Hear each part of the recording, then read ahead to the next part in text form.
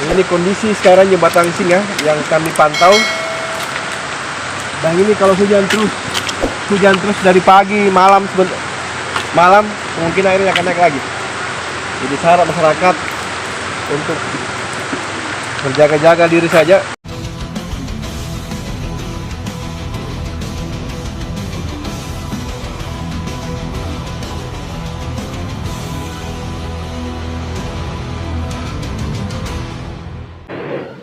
Ya guys, kita akan mendengarkan kondisi terkini di Kecamatan Herlang karena informasi yang kami dapat bahwa ada beberapa akses jalan di Herlang terputus itu gara-gara hujan 1-2 hari ini. Dan di ujung telepon saya sudah terhubung dengan Camat Herlang, Bang Andi Pidiar Samad. Beliau akan mengabarkan seperti apa kondisi terkini di Kecamatan Herlang. Assalamualaikum, Bang. Ya, assalamualaikum warahmatullahi wabarakatuh. Ya, bisa disampaikan, Bang, bisa digambarkan bagaimana kondisi terkini di Kecamatan Herlang, Bang? Ya baik, saya sampaikan dan pertama bahwa memang ini adalah curah hujan yang sangat tinggi. Dan memang ini puncaknya di bulan Juni. Dan dengan adanya tingginya curah hujan yang tinggi ini, maka memang kami di Herlang memang selalu was-was. Apalagi di daerah-daerah beberapa titik yang memang rawan longsor. Makanya sekarang ini kita selalu waspada. Yang penting kita terus lakukan berbagai langkah. Apa yang kita lakukan di lapangan. Bisa disampaikan, Bang, di titik mana saja terjadi tingkat kerawanan yang tinggi? Saya kira kita ingat di 2023, 2024 bencana-bencana itu kan terjadi. Dan memang di titiknya juga sama. Namun kami sampaikan bahwa titik bencana yang terjadi di tahun 2023-2024 itu telah akan dikerjakan beberapa titik di bulan Juli ini tahun 2025. Namun hari ini kami sampaikan bahwa poros Duriang Dajo yang memang setiap ada hujan pasti bergeser tanahnya. Kita juga tambal-tambal dari situ, tapi masih terjadi bencana. Jadi contohnya kemarin, 2 hari kemarin ada yang masyarakat yang membantu kita, PUPR membantu kita. Ternyata besoknya itu bergerak lagi. Karena menurut orang bahwa memang jarak 100 meter dari arah jembatan, memang dulu sungai di bawahnya. Jadi setiap hujan bergerak emang ya. Dan itu juga nyaris memutus kendaraan roda 4. Kemarin kami tinjau, kalau hujan lagi terus kemungkinan juga ambruk juga. Nah kemudian di titik kedua, ini yang putus yang kemarin di bencana 2023, yang memang itu baru beberapa bulan kita aspal, runtuh kembali, tapi ini lebih parah lagi karena sudah putus. Dan itu adalah poros transportasi utama dari masyarakat Tulungan Biru ke Bajang, Alorang. Nah ini kan 3.000 lebih jiwa, 3.000 lebih jiwa penduduk yang akan merasakan dampaknya itu. Di titik mana itu, Bang? Di titik mana itu yang sudah bisa dilewati lagi? Ya kalau poros Alorang Dajo putus. Tapi saya lihat memang kemarin kondisinya di situ. Memang tanah labil, Pak. Apalagi pas di pinggirnya kan pinggiran laut. Jadi mungkin karena dasarnya kena hempasan air laut, kemudian dari gunung juga ada penembangan kayu, ya baku dapat lah. Nah, ditambah dengan tanah yang labil, ya baku dapat. Jadi emang kita berdoa memang mudah-mudahan ini curah hujan, Pak, agak berkurang. Tapi saya lihat kondisi ini masih keras ini hujan. Betul. Lalu seperti apa aktivitas masyarakat di sana, Bang, dengan adanya kejadian seperti ini? Ya kalau dari poros ini kan kadang dilewati oleh masyarakat Tulungan Biru, ya secepatnya melawat ke Bulukumba karena dia lewat jalur jalan yang mulus. Tapi dengan putus ini akses, maka masyarakat Terowongan Biru mungkin lewat Alorang naik lagi ke Taluntung yang juga melewati beberapa titik jalan yang kurang baik. Nah, masyarakat dari yang sebelahnya ini itu masih bisa lewat ke jalur Daju Durian ibu kota kecamatan. Tapi kalau ini juga ambruk yang di poros Durian Dajo, maka itu akan menambah jauh perjalanan mereka. Ya, apalagi kan dia rata-rata nelayan yang mungkin ya banyak pengusaha-pengusaha ikan yang menggunakan di jalur untuk menjual hasil tangkapan lautnya. Iya. Ya, kalau misalnya tadi disebutkan jalanan amblas dan tidak bisa dilewati, alternatif lain yang bisa dilewati warga sekitar situ kemana, Bang? Iya, artinya masih ada akses. Kalau masyarakat Terowongan Biru bisa lewat Koran Bonto Kamase, bisa juga lewat Alorang tembus ke ibu kota. Tapi ini kan juga akses jalannya juga kurang bagus. Ya, apalagi dia juga melewati beberapa titik abrasi. Nah, ini kan kita di Herlang memang ya kita ini bencananya memang di 2 wilayah pesisir, 3 wilayah pesisir memang rentan karena memang kualitas tanah abrasi, longsor. Dan itu yang terjadi selama ini. Nah, yang selanjutnya juga memang saya selalu minta kepada seluruh jajaran ke bawah masyarakat, ayo kita bersih-bersih lah. Karena saya memang kondisi jalan ini kita kurang sadar dengan arti kebersihan, kemudian menjaga alam, menjaga lingkungan. Ya, ini juga masih banyak penebangan kayu. Dan saya ingat Pak bahwa Herlang ini 5 tahun berlalu kan tidak ada longsor, Pak. Iya. Tapi sekarang dengan maraknya penebangan kayu di hulu itu juga akibatnya. Oh, itu Terjadilah. itu pengaruhnya, Bang, ya, dengan adanya aktivitas penebangan kayu yang tidak terkendali seperti itu berefek pada adanya longsor ya, Bang, ya? Iya, itu bagian. Salah satu bagian terjadi bencana kita, yang itu, yang sama itu. Iya. Cuma gunung-gunung kan dipangkas itu. Sama yang terjadi kemarin yang sempat viral itu kan dulunya nggak pernah longsor Pak di situ. Karena banyak kayu-kayu, banyak apa yang pohon-pohon besar, tapi setelah dijadikan tanaman jagung, itu akan sedikit juga menjadikan tanahnya semakin tergerus ke jalan. Dan itu fakta yang kami dapatkan, Pak. Iya. Apa yang dilakukan sejauh ini pemerintah kecamatan terhadap masyarakat yang melakukan aktivitas seperti itu, Bang? Ini kan paling tidak kita selalu memberikan edaran, teguran ya kepada masyarakat untuk tidak melakukan ini. Tapi kan kita juga punya batasan. Iya. Ya, seharusnya kami sudah sampaikan bahwa kalau bisa ke depan ada acuan dalam rangka penebangan pohon yang paling tidak kalau memang pakai diameter lah. Kalau mulai yang kecil-kecil ditebang itu kan sangat merusak, Pak. Semuanya ada diameter yang dikeluarkan aturan untuk tidak menebang pohon kayu. Ini Pak marak kita di Herlang dan bisa dilihat, Pak. Iya. Ya. Ya, artinya kan ini juga mungkin karena hidupnya di sana, tapi sepanjang kita juga mencari hidup, kita juga penting menjaga alam, karena dengan tidak menjaga alam risikonya sangat besar. Iya, betul. Besar risikonya. Ya, jadi ke depan mungkin perlu dipertimbangkan ada aturan yang lebih spesifik lagi mengatur soal kayu yang akan ditebang, bagian seperti tadi disebutkan ada diameter tertentu baru kemudian bisa ditebang, Bang, ya, supaya ya tidak tidak serta-merta kayu yang dilihat sudah memungkinkan itu sudah bisa ditebang, Bang, ya. Iya, harus begitu, Pak, yang kita lakukan. Dan kemudian juga perlunya juga reboisasi.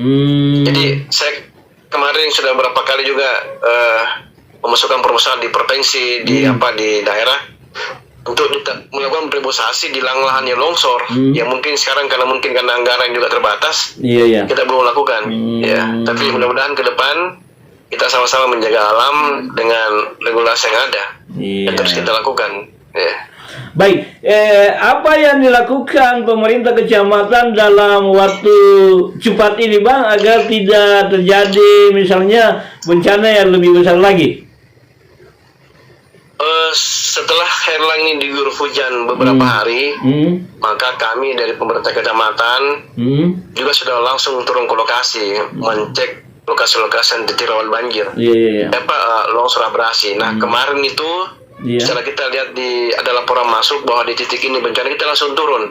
Jadi kemarin saya dengan Pak Lurah turun di wilayah kerjanya dan memberikan edukasi kepada masyarakat bagaimana menjaga alam, menjaga lingkungan, ya utamanya kebersihan, kemudian saya ke Singa. Nah ini Pak sering kami lakukan dengan edaran ya.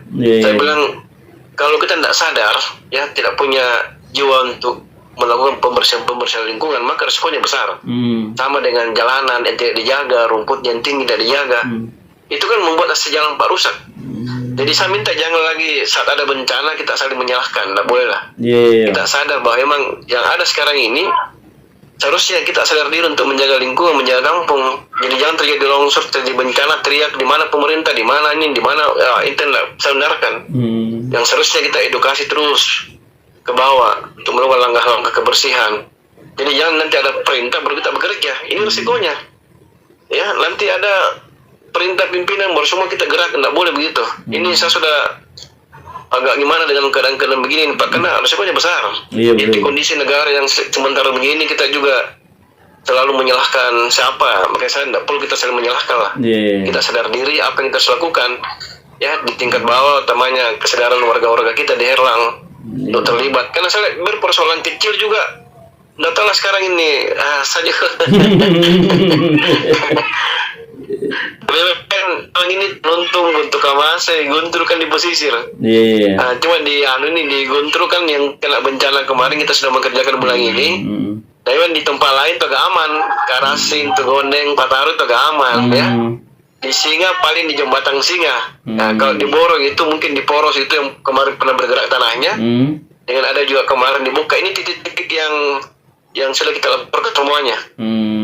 Iya. Nah, respon pihak terkait Bang, katakanlah misalnya PUPR dengan Badan Penanggulangan Bencana seperti apa Bang? Luar biasa. Jadi kemarin kita sudah sampaikan dan ini hari dia janji kita akan turun sama-sama ke lokasi. Dan bahkan kemarin kami ditelepon sama Dr. Hendra, Ketua KKB yang juga dari Geologi Unhas juga menyampaikan ke kami untuk turun bersama timnya. Dan kami tunggu ini dalam waktu dekat, kami tunggu untuk sama-sama melihat kondisi yang ada. Ya paling tidak kita sigap menyampaikan laporan ke atas, kemudian kita laporkan kejadian-kejadian yang ada. Dan saya kira apa yang kami lakukan yang terjadi ini, saya juga menunggu titik-titik lain dari desa lain, dan saya sudah minta lurah kepada desa agar membuat laporan insidentil, langkah awal penanganan supaya kita bisa lakukan bersama-sama. Ya, sudah ada laporan terjadi di bawah. Sudah ada laporan yang masuk ya Bang dari pemerintah setempat. Iya, untuk ini hari mungkin pemerintah Kelurahan mungkin besok sudah menyampaikan laporan insidentil. Kemudian yang lain ini kan belum ada laporan yang masuk ke kita. Baru di wilayah Kelurahan Taluntung yang kena dampak di 2 titik. Ya, kemudian di titik lain belum ada laporan yang masuk. Kita memantau ke bawah. Kita sudah minta grup mulai lurah desa di grup kecamatan kami untuk kemarin menyampaikan ke kita titik mana yang menjadi bencana. Saya kira begitu. Ya. Sejauh ini selain jalanan yang amblas, yang terputus, kalau di pemukiman warga ada juga yang terdampak ya Bang? Alhamdulillah kalau sampai detik ini belum ada laporan yang masuk. Cuma yang kami jaga-jaga juga di Bajang, ya, karena 2023-2024 kalau terjadi bencana, ada satu perkampungan itu longsor Pak, yang menimpa rumah-rumah warga. Tapi mudah-mudahan sampai detik ini belum ada penyampaian ke kita di kecamatan dan laporan dari kepala desa dan Pak Dusung. Jadi yang kami laporkan ini yang terjadi kemarin, utamanya di wilayah pesisir ini, Kelurahan Taluntung. Dan saya juga tunggu laporan dari Guntur Kamase, tapi alhamdulillah belum ada juga yang sampai ke kita. Ya mudah-mudahan ini bertahan ya. Ini dua emang ini 2 kejadian kemarin memang telah labil. Asal hujan pasti bergerak. Dan itu Pak aspalnya turun. Terbuka sebelah memang kalau kondisi labil, tanahnya labil, saya lihat kemarin memang. Iya, baik Bang. Apalagi ya. Iya. Baik Bang, mungkin bisa kembali disampaikan di titik mana saja yang terjadi bencana yang cukup parah supaya bisa jadi informasi buat masyarakat yang mau ke Herlang atau dari Herlang mau ke tempat lain, Bang. Iya, kami menyampaikan untuk laporan yang masuk saat ini. Kami minta untuk warga dari Bonto Kamasan bisa yang saya menggunakan akses pesisir di Randajo. Kalau bisa kita lewat Alorang, kemudian ke ibu kota kecamatan atau lewat. Oh ini akses, karena kalau akses ke sana juga tembus ke Babana juga berbahaya. Jadi ini kami minta. Kemudian masyarakat juga berhati-hati di beberapa titik kita, misalnya dari Bulukumba ke Bulukumba ke Herlang, juga di titik yang kalian bergeser itu di Dusun Sapang, tetap hati-hati. Kemudian di yang masyarakat yang mau ke pantai juga lewat ini di Randajo juga hati-hati kalau masuk ke ruas ini di musim hujan. Jangan sampai kita lewat terus setelahnya bergeser, kita kami antisipasi. Dan kemudian yang titik lain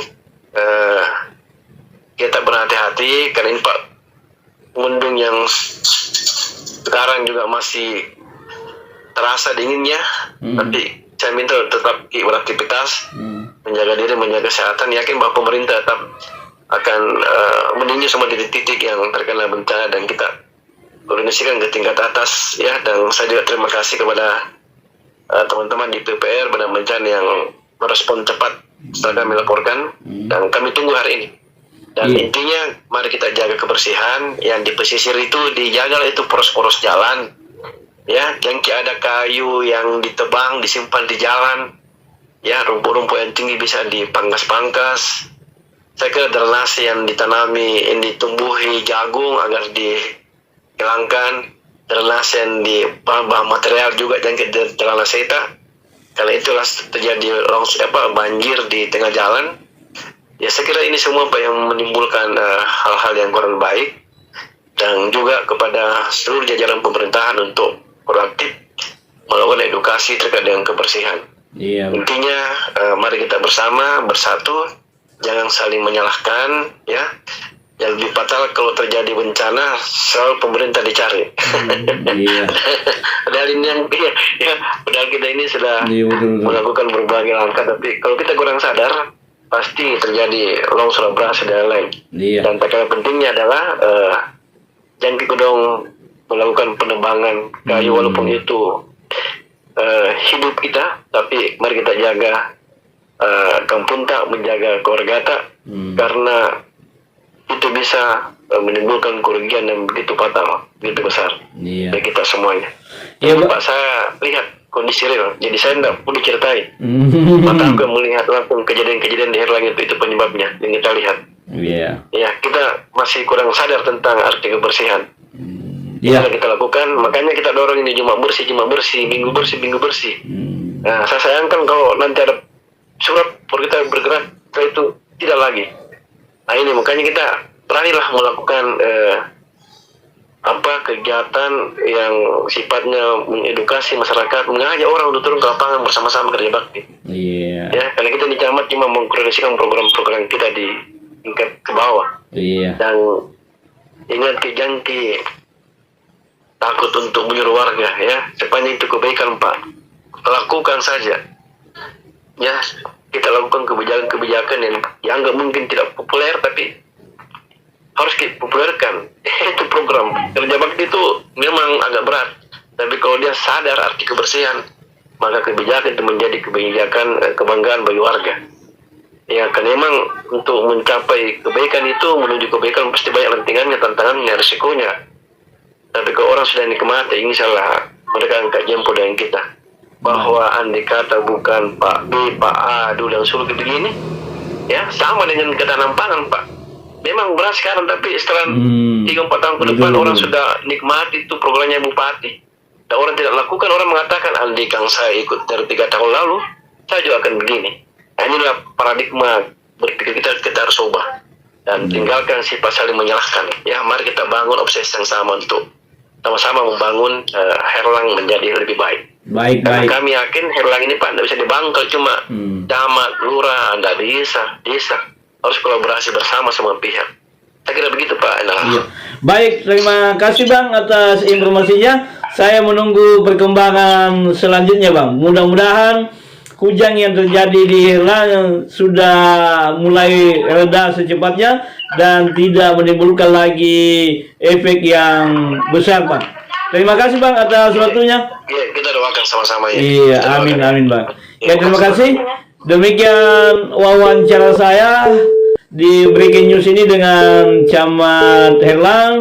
Mudah-mudahan kejadian atau bencana yang ada di sana secepatnya bisa diatasi. Demikian wabillahi taufiq wal hidayah. Assalamualaikum warahmatullahi wabarakatuh.